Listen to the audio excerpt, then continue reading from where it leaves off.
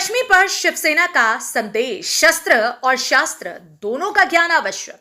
आज विजयदशमी के शुभ अवसर पर शिवसेना के नेता और कार्यकर्ताओं ने रुड़की रोड स्थित शिव मंदिर पाल धर्मशाला में एकत्रित होकर प्रभु श्री राम की पूजा अर्चना की। शिवसेना नेता मनोज सैनी के नेतृत्व में कार्यकर्ताओं ने श्रीमद् भागवत गीता और शस्त्रों का पूजन कर सनातन धर्म के प्रति अपनी निष्ठा व्यक्त की। कार्यक्रम की शुरुआत शिवसेना प्रदेश महासचिव डॉक्टर योगेंद्र शर्मा और मंडल अध्यक्ष लोकेश सैनी ने त्रिशूल और तलवारों पर तिलक चंदन लगाकर की।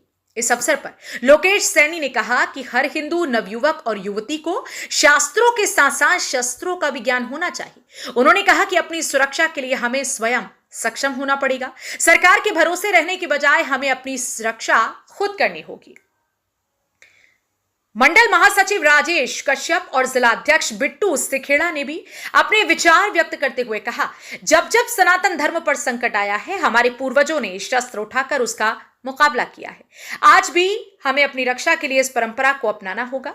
इस अवसर पर अन्य शिवसेना पदाधिकारी और कार्यकर्ता भी मौजूद रहे, जिन्होंने इस संदेश को जन जन तक पहुंचाने का संकल्प लिया।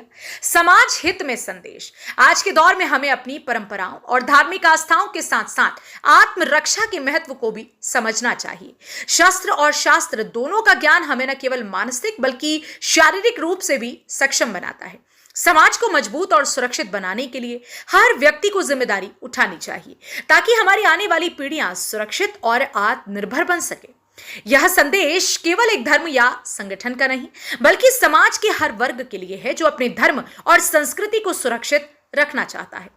जनपद मुजफ्फरनगर से संवाददाता तनवीर मलिक की रिपोर्ट। लोकेश सैनी, शिवसेना मंडल अध्यक्ष।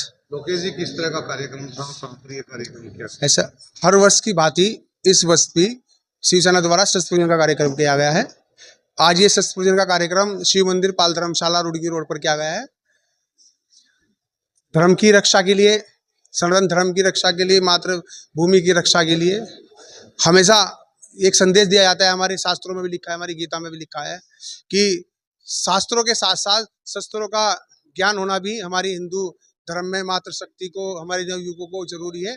उसी उद्देश्य से हर वर्ष शिवसेना द्वारा ये शस्त्र पूजन का कार्यक्रम किया जाता है।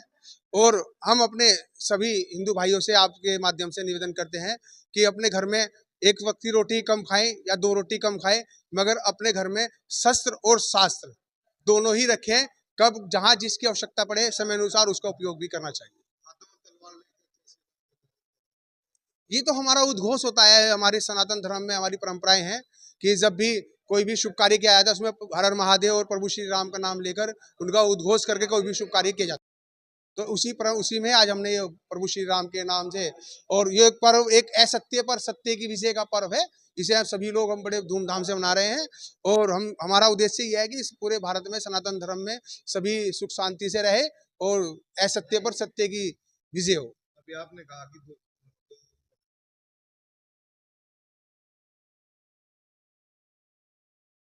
इसका मतलब यह है कि अभी जो देखने में आ रहा है कि हमारे जो कुछ नवयुवक हैं, वे जो प्राचीन संस्कृति है या नुमाने की विदेशी संस्कृति है, उसकी तरफ ज्यादा भाग रहे हैं।